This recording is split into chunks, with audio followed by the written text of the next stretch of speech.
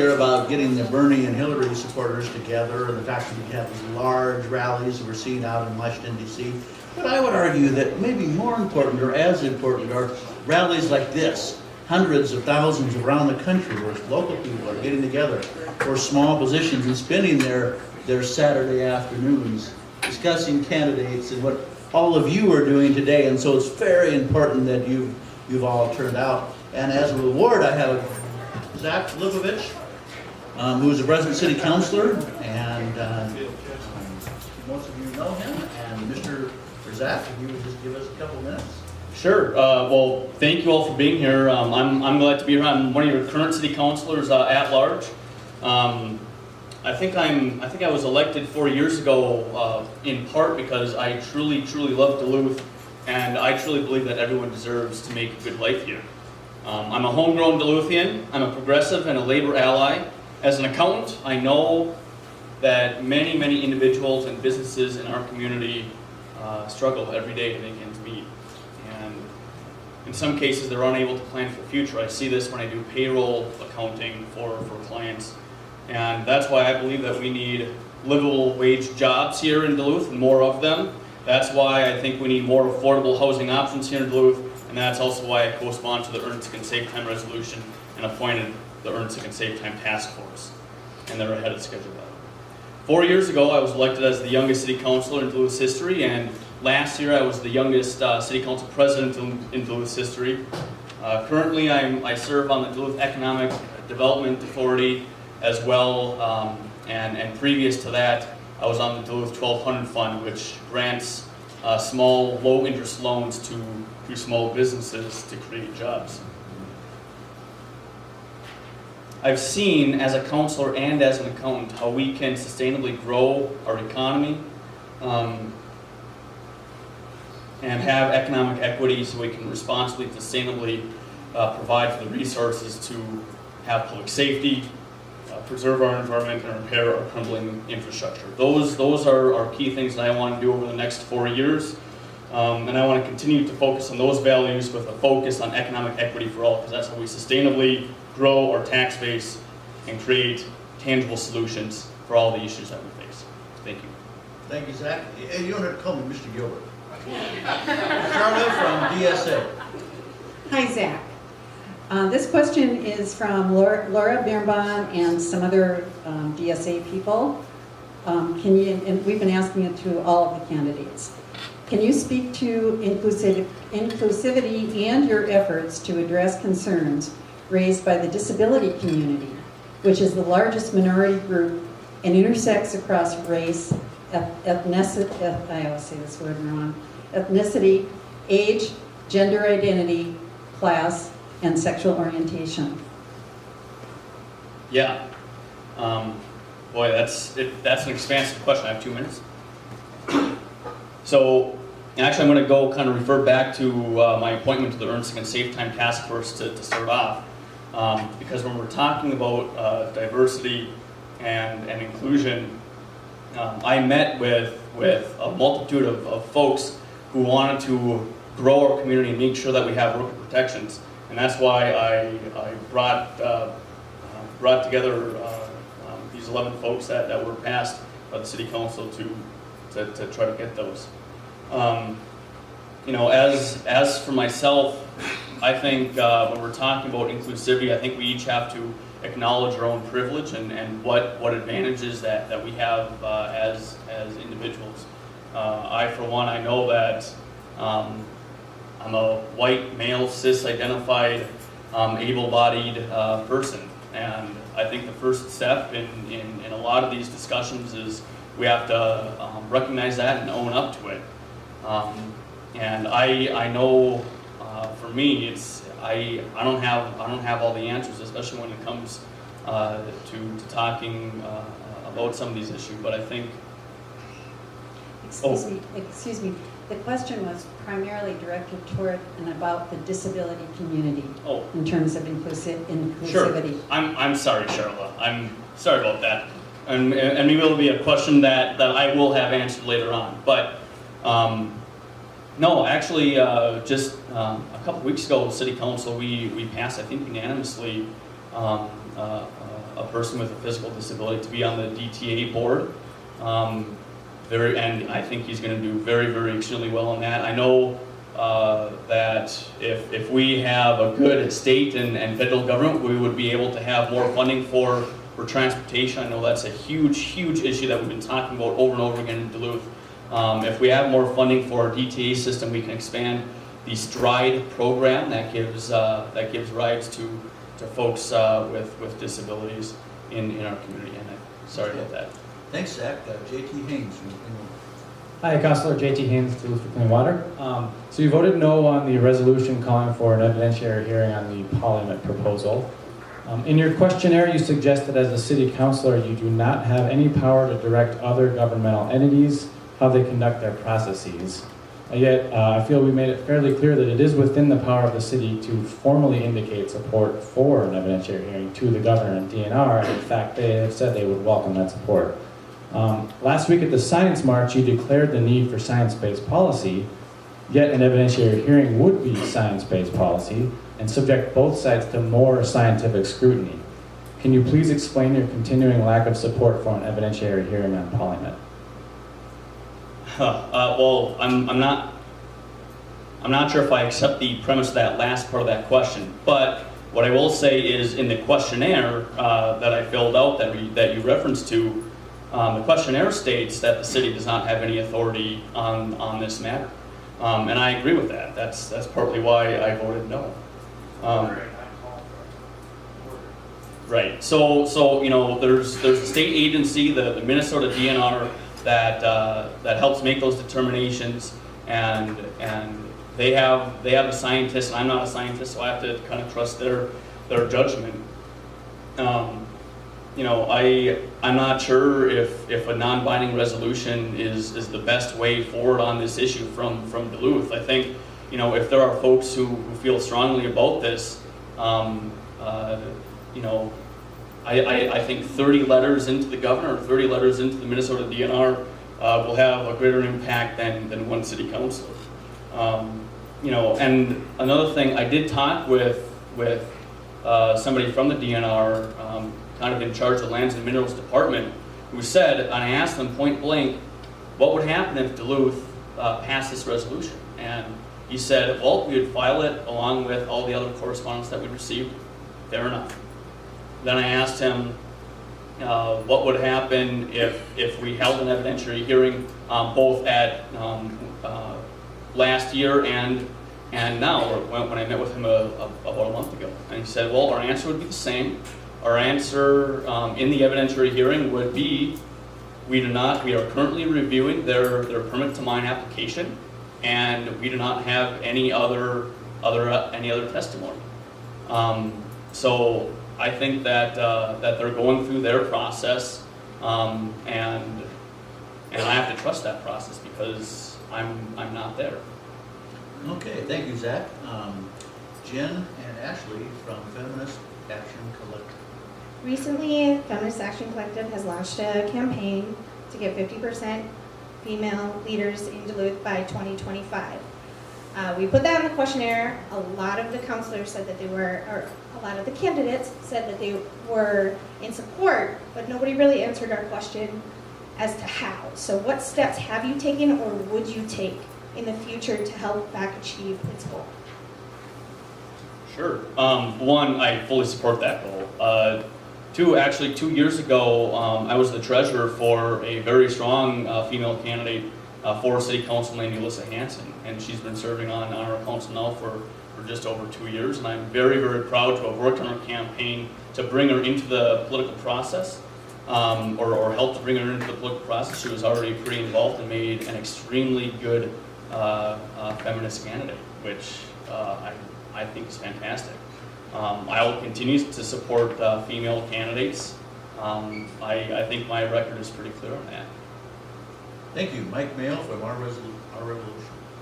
All right. So this is coming from an Our Revolution member, and it asks, please discuss your thought process, why you're comfortable taking a position on Medicare for all, stating you are for this federal level policy that involves layers of complexity and science, while sidestepping taking a position on PolyMet by stating it's a state level policy with the DNR. Yeah, Mike, could you repeat I'm sorry, could you repeat the question?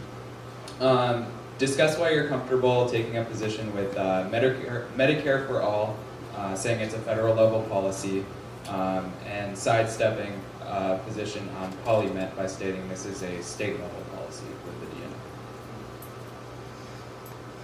Well, you know, I think, honestly, I think it comes down to what we want to see. You know, I, for one, who, you know, because I work in payroll, I do accounting for different organizations here in town, and I know that healthcare costs right now are crippling people's ability to make a decent living and to literally put roofs over people's heads. You know, there's a story here, and my mom is in the audience, and I know that that when my brother was born, she was a single mom, both in St. Paul and up here in Duluth, and whenever my brother would be sick or whatnot, she was very, very lucky to have a lot of family members in both those areas. And my grandmother took care of both him and me when my dad was on the railroad. And I think having a good healthcare system and some of the work protections that I talked about a little bit earlier, it's in safe time for one, can really help address that issue and help people like my mom who are trying to get by and make ends meet. So you know, Medicare for all, it's when we're talking about these issues and talking about waste in government and whatnot, let's cut out the waste of some of this. Insurance companies take, you know, it's about 30% or so, maybe 33% of the total healthcare costs. Medicare does it for $3. Pretty simple. Okay, thank you, shut up. Okay, Zach, I'm going to give you an easy one about party politics.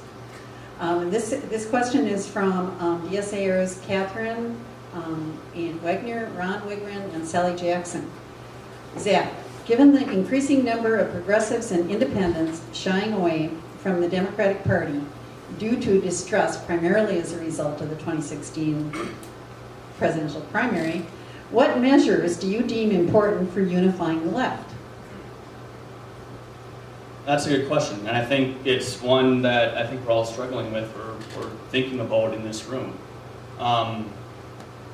You know, I would say let's have an open mind and let's continue to converse and we agree. I know we do because I've talked with a lot of folks in this room. I recognize a lot of faces. We agree, I think, on 90% of all the issues. And I think there's a lot of issues that we can be coming together and pulling the same direction on. And you know, there's going to be some where we disagree, but I know for me, and I sound like a broken record on this, I feel like, especially over the past 2 Saturdays. But you know, when we're talking about clean water and making sure that we have safe drinking water and a safe environment and a clean environment, we should be absolutely supportive of our Duluth steam plant. This is something that I've been extremely supportive of, going down over to the Capitol for 2 years now, and fully support Mayor Larson's vision of decreasing carbon emissions. I think that is something that we absolutely can agree on. So to help answer the question more fully, I think we need to look for those issues that we agree on, because I know that they're there, and we can focus on those and bring people together on these important, tangible, meaningful solutions to so many of the problems in our community. Thank you, J.T. Haynes, Clean Water. Thank you, Zach. And just editorially, thanks for the reminder that we do agree on most things. I think we probably share that philosophy with you as well. One of the things I know we agree on is we love Duluth. We love this lake. You know, in terms of coming together, there are some issues, as you know, that we look at as an existential issues. So it's a little hard to just set those particular issues aside. I think you know which ones I'm referring to with our organization. So our research shows that every copper mine which has failed has told the communities in advance it would not fail. And each of those companies touted their safety plan. I know you said you're not a scientist, and setting aside the disagreements for the moment about the process itself, I'm curious, from what you've looked at, do you believe Polymet poses a threat to Duluth? That's a good question. Honestly, I don't know. We are downstream. I'm going to wait for the DNR and the scientists there to do their work. I have a lot of concerns about this project. I have a lot of concerns about this project, and looking at other mines in other places of the world where this type of mining is done. We are in the watershed. I have a great many of concerns that I think need to be answered. I'm not the one to answer those, but I think folks, the scientists are. Oh, there's another part that I wanted to talk about with this. Financial assurance. Again, with my conversation with one of the head folks at the DNR Lands and Minerals Department. Talk about financial assurance. I know that's been a kind of a sticking point in this process. From what he told me, that when they get to that part of that discussion, and that part of the process, financial assurance is like what the company is asking for is way too low. So, and I mean I wholly agree that if this is going to be a part of our state, that we would definitely need to have the financial assurance be enough for whatever might come, and it might never be enough. So that I think the folks who are in charge of that process really need to take that into consideration when they're going through that. Thank you, Jen and Ashley. Are you a feminist? Why or why not? I absolutely am. Honestly, I think the simplest answer is because we're all human and we all need to be treated equally. I think about, again, that story with my mom and a few other folks that I know that might not have different opportunities that I did, and quite frankly, that just disgusts me.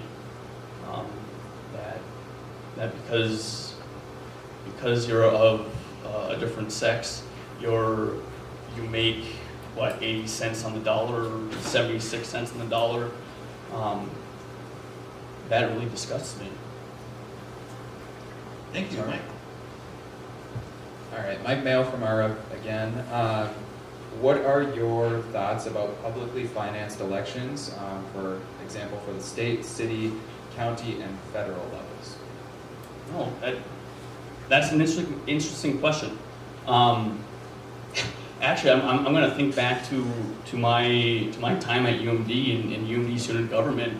I actually, because they hold their elections for their folks, and I actually tried to get or at least start the conversation about having UMDSA fund, give a portion of money to each candidate so they could actually run a campaign at the school. It is a very interesting idea. Money in politics, oh my gosh, it seems like every politician these days talks about the horrors of it. I mean, I know even for this council race, we're projected to raise way more than you would think, or spend way more than you would think on a local city council race, because of some of the outside money and whatnot that might be coming in. And boy, and I don't know enough about it to really have an actual opinion, but I know I tried to do it at UMD, and I think it would have worked there, and I think it might work for us in other spots too. Thank you, Charlotte. Okay, I've got several, so I'll just grab the people handed me. The Citizens Review Board has not issued an annual report since 2014. Why?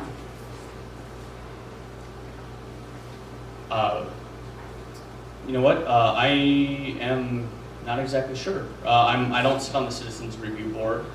I know I've talked with a number of the folks who are on the board, and I'm certainly glad that we have it. Actually, thinking back, last year, the mayor had a community discussion around public safety and our public safety officers, and the Citizens Review Board was certainly a part of that discussion.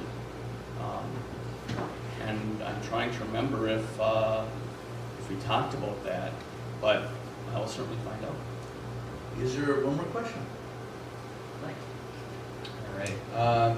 So in regards to earn sick and safe time, you've probably heard that some businesses are opposing the project. What has opposing earn sick and safe time? What has your response been to those businesses that object to providing earn sick and safe time? Yeah, well, you know, I'm going to kind of go back to the story that with my mom on that. You know, I think, and this is why I was extremely proud to appoint the task force that's working really, really well together, and they're scheduled to be done and have recommendations to us before they were scheduled to, or before the deadline. You know, when we're talking about this issue, it's all about people's lives, it's about people's livelihoods. And I don't think, you know, my response to them is, well, we have this process. If you have concerns or if you have ideas on how to make it better, we just had 9 listening sessions at different parts of the day all across the city. If you have concerns, please go and share that. Or if you have ideas, please go and share those ideas. I know Charlotte was at the last one and presented some thoughts and some ideas to make this policy stronger, and to make it work for businesses. And obviously we need to make sure that it works for working people, because that's who we are trying to protect. Thank you, Zach. Would you like to conclude with a 2-minute comment? Sure, and I brought some notes just to make sure I got everything right. But no, again, I just want to thank everyone for being here. I think, like JT said, we agree on 90% of all this stuff. And honestly, if there's a Republican spy in this room, I think they're shaking their boots right now. Quite honestly, you know. We need to come together. We need to really come together, not only now for the city election stuff, but next year when the governor's race is up, and we can get some real good work done. Meanwhile, as a city council, to close out this year, hopefully over the next 4 years, I want to really focus on seeing real policies that make meaningful changes, positive changes in people's lives. We have couple neighborhoods in town, average lifespan is 11 years less. I know we all know that in this room. You know, for me, I really love it when I bump into somebody either in the skywalk or on the street, and they say, "Oh, I'm new to Duluth. Where do I go to find this place?" And "Oh, welcome." And I love those conversations because it means that Duluth is on a good path, and we're growing our tax base. We're bringing more people here to experience what is special about Duluth. Obviously the lake, our natural spaces, and little thing for me, our historic architecture. That has a special place in my heart. And we need to preserve what makes Duluth special. You know, when we're talking about growing in Duluth, I think that we really truly need, and we're doing this now with the comprehensive plan, but knowing how Duluth is going to look like when we get to 90,000 people in a couple of years. So let's all pull in the same direction. I am very glad to be here. Thank you for the questions and tough questions. I'll get back to you, Charlotte, on the Citizens Review Board question. Oh, and Catherine, I'm sorry. Charlotte, yes, I'm sorry. Charlotte, you asked the question, Catherine. Thank you for that one. And let's stay committed to our progressive values. Thank you so much, and I hope to have your support. Thank you.